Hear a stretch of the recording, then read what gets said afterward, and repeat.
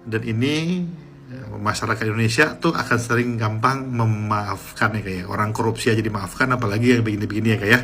Tapi mungkin orang Malaysia akan memboikotnya.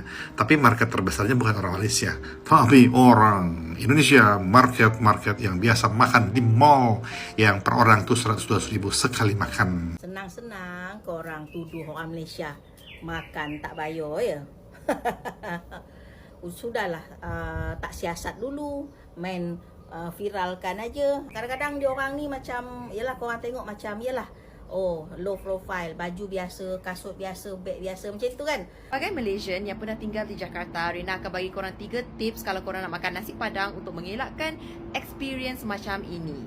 First of all, sebelum korang bayar bil nasi padang korang kena check the itemization of the bill.